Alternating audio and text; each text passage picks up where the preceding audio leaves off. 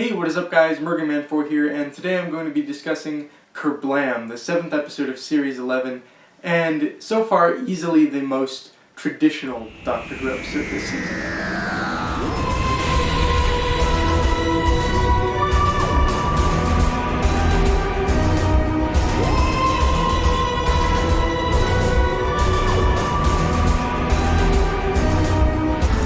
I have to say right off the bat, I quite enjoyed this episode. As I mentioned, it's the most traditional episode so far this series. It's got the classic land in some sort of alien location, find a problem that needs solving, fight the monsters, save the day.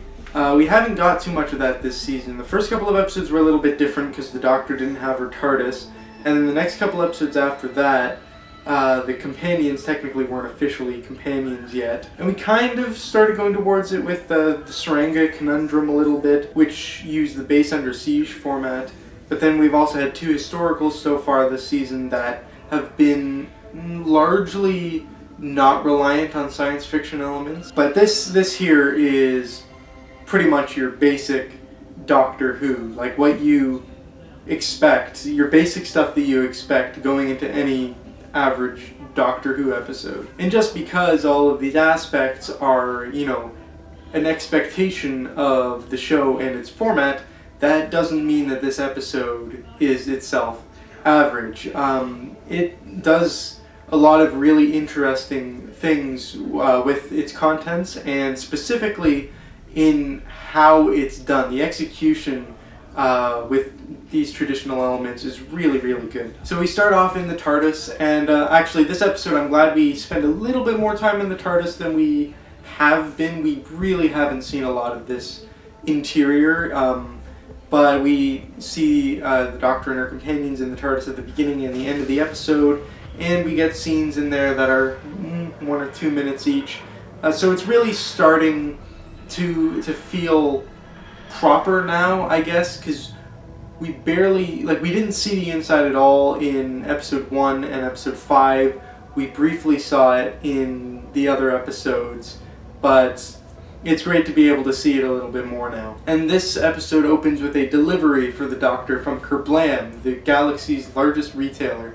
And actually something that I appreciated about this episode was it's got some nice little callbacks, some continuity references, which I've mentioned before, we haven't got a ton of this season. We've had the occasional one, but this one had a good 3 or 4, I think. And it starts off with this delivery, which is of a fez, a staple of the 11th Doctor, one of his favorite pieces of clothing. But with the package is a little packing slip, and on the back of it, it says, "Help me." So, of course, the Doctor has got to go investigate. So they land at Kerblam, and they decide to pose as workers to infiltrate the system and try and find out what's going on. And it's here we're introduced to this character, Judy Maddox, I think her name is. And I actually really, really like this character throughout the episode. The actress did a really good job, and she's a very likable personality that she's got going on, which of course would suit her role as the head of people at the company.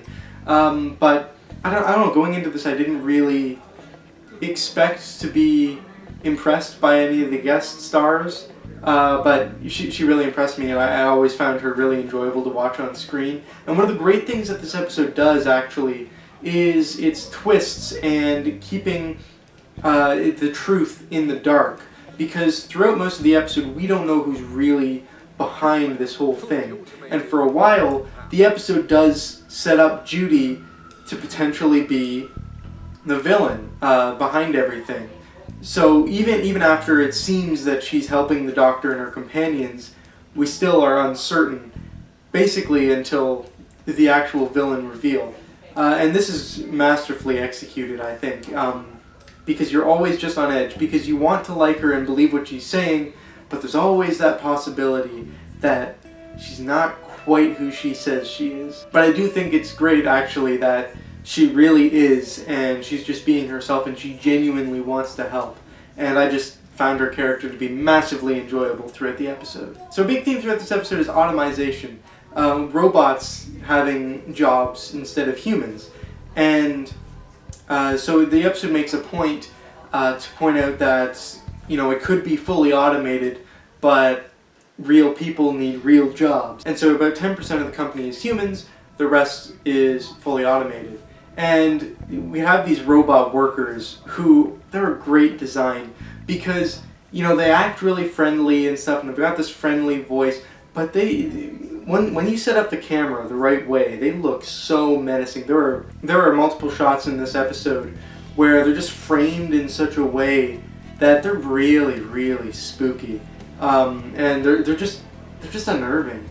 And it's great. Great conversation, guys. But unnecessary talking can lead to efficiency reductions. Why not pick up the pace a little? But as I mentioned, the Doctor and her companions are posing as workers, and they're assigned to different jobs, and they get split up. And I actually love this because doing this episode gives three companions justification. This is the first time in this series where I have felt that all three companions have been equally well utilized, and it justifies there being three of them.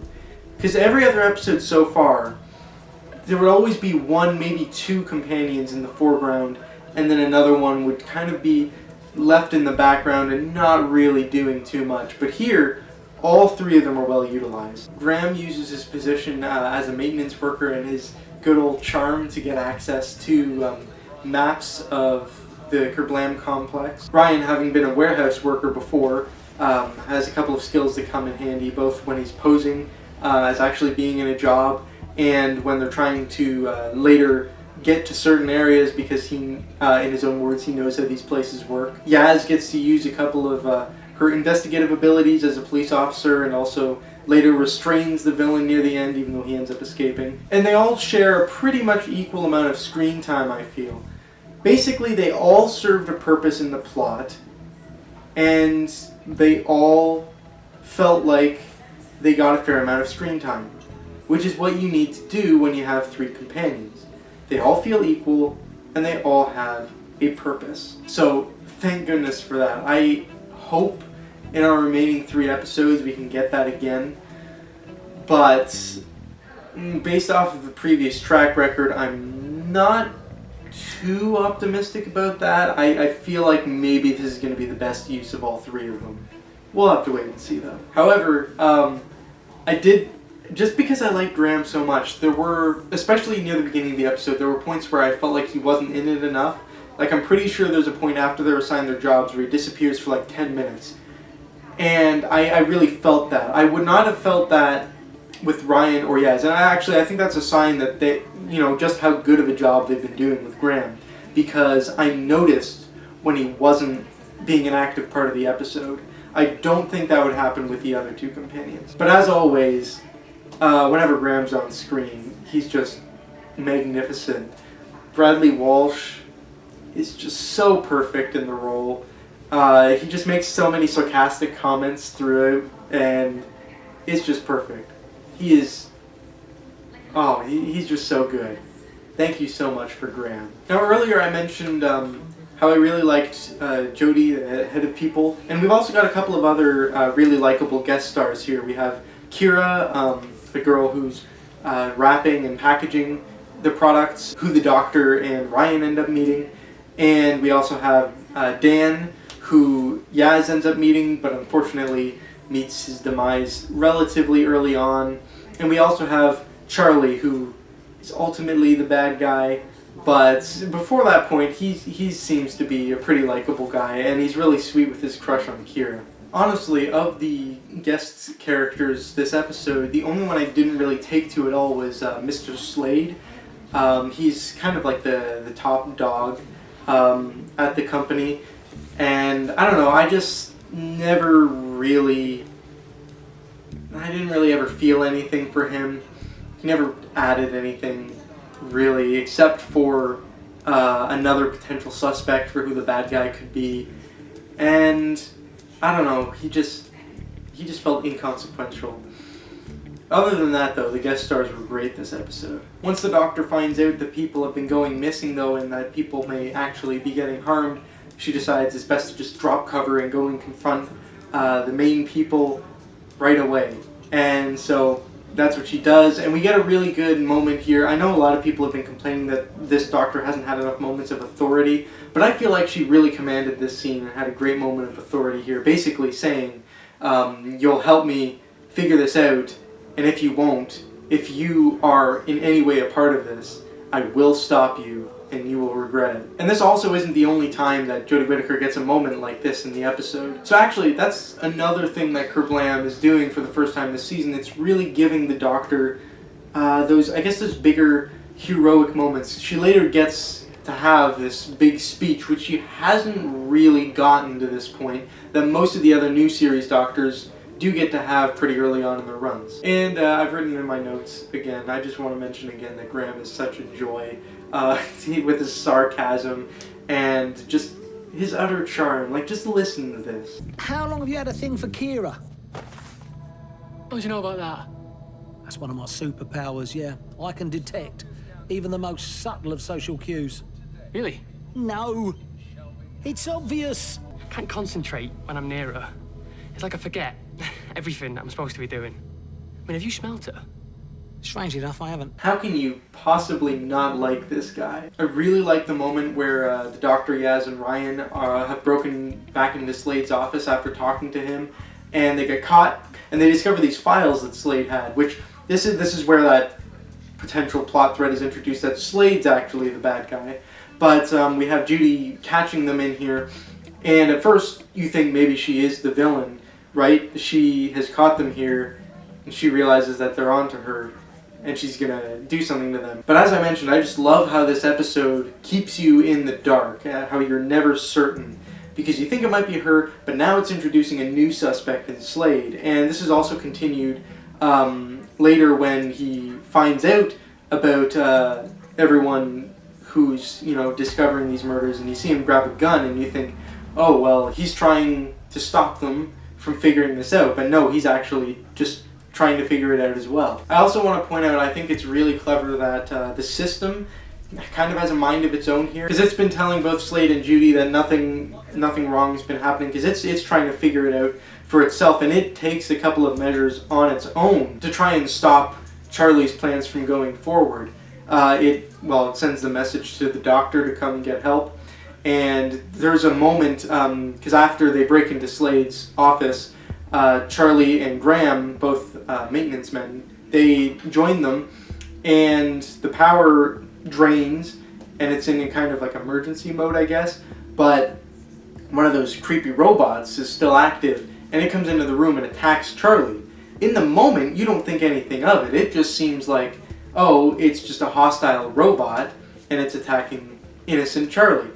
But then you later find out that it actually attacked Charlie because it knew Charlie was, having these evil plans, and it was just trying to stop him. And these kinds of revelations are great. You have some great foreshadowing going on in this episode, and it's really awesome to see in hindsight once you know what the big reveal is. Anyway, Kira, Charlie's crush, has been captured and been brought down to dispatch, which there isn't a way to access because that area is fully automated.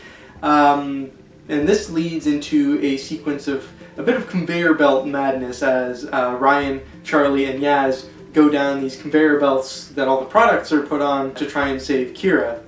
And this is another example actually of the system fighting back, because it kidnaps Kira, Charlie's love interest, and does to her what he was planning on doing to so many other people. It's really quite clever. But we get this conveyor belt action scene. I wasn't a huge fan of it. It felt like it was just kind of in there for the sake of it. But I don't know. That didn't really have a huge impact on me, really. I just thought it was kind of cheesy. But anyways, they do find Kira. She opens a gift that was given to her, and there's bubble wrap inside. And this reveal, I love this reveal. So meanwhile, the Doctor, Judy, Slade, Graham, they've all found a way to get down there via teleport, and they see pretty much this army of those dispatch robots, and they realize they've got to be carrying some sort of weapon. And Slade points out that they're all, each of the packages would have different things. And the doctor says, what's the one thing they all have in common? And it's bubble wrap. And, oh, what a reveal.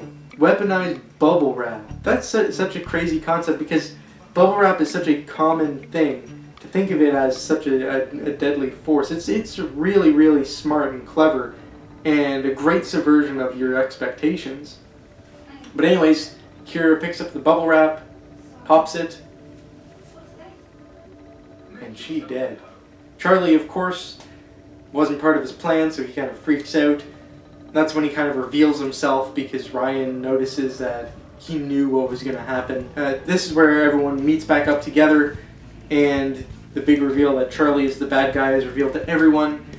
And so his plan basically is to send out this army of dispatch robots with their deadly bubble-wrapped products and send them all out at the same time, so that all these people will die, and everyone will assume it's some sort of robot automated malfunction and try to get more human workforce, into the system, so that more humans have jobs. Which, of course, that is on the surface a good thing, but is it really worth sacrificing all those many lives? And of course, the doctor tries to talk Charlie out of this, and I love that Charlie actually doesn't listen to it. He goes ahead anyway.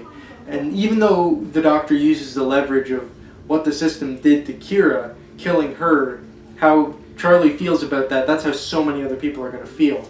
But he goes ahead and does it anyway. And that just raises the stakes significantly. But as I mentioned earlier, it's great to see the 13th Doctor get a speech of her own and really kind of hold her ground like that. But Charlie activates them, smashes the controller so it can't be deactivated, and so the Doctor has to find another way to stop what's going to happen. And what she figures out to do is to give them new orders to deliver to the exact spot that they are right then, and open up the packages and pop the bubble wrap. And so that's what they do. Charlie doesn't realize she's about to do this and thinks that, he's gotten away with it, and he goes and is among the other robots, but now he's in the midst of them as they're all about to explode. The Doctor tries to tell him to come back to them, and they'll teleport out of there, and he'll be saved. He doesn't in time, and Graham tells the Doctor, we have to go, let's teleport, and they do. And there goes Charlie. He gets exploded. I love this moment. It's so well done. And it's interesting to note, too, that this is the first villain this season to actually die, to have a final end, or at least that we actually see. Because Tim Shaw, in the first episode, he seemingly died, but he teleported away before we actually saw him die. Ilan teleported away in the Ghost Monument. Prasco was teleported into the past in Rosa, so we don't know what happened to him. Jack Robertson got to walk away in Arachnids in the UK. The Pating just got ejected from the spaceship in the Saranga Conundrum. And Manesh didn't have anything happen to him in Demons of the Punjab. So this is the first villain that has died. And I feel like that gives it a stronger impact, because we haven't had that for quite some time. But that's it. The weapons are disposed of, the day is saved, and that's one enjoyable adventure, if you ask me. So, that is Kerblam, written by guest writer Pete McTighe. And so far, I gotta say, that was my favorite episode of the season. I was actually really looking forward to this one before it aired, after I saw the trailer. And I wasn't disappointed. That was a heavily enjoyable episode of Doctor Who. And I would also like to say that it's probably the episode this season that I've had the least amount of issues with. Because even the ones that I generally really enjoyed, like The Woman Who Fell to Earth or Rosa, I still had some sort of big issues with it, but I didn't really have any big issues with Kerblam. So, yeah, it's a really enjoyable episode. The characters are great, the companions are well serviced, the Doctor gets her big moment, it's got a good villain, creepy robots, superb mystery, and a fantastic idea for a weapon. Yeah, this is all around good, and best episode of the season so far. So I'm going to have to give Kerblam an 8.5 out of 10. Well, we've got 3 episodes left of the season. Still time to get up to a more top tier level episode, but not too much more time. So we'll see what ends up happening. But yeah, please leave your thoughts and opinions on Kerblam down in the comments below. Thank you so much for watching. Hope you enjoyed. And I'll see you guys next week with The Witch Hunt.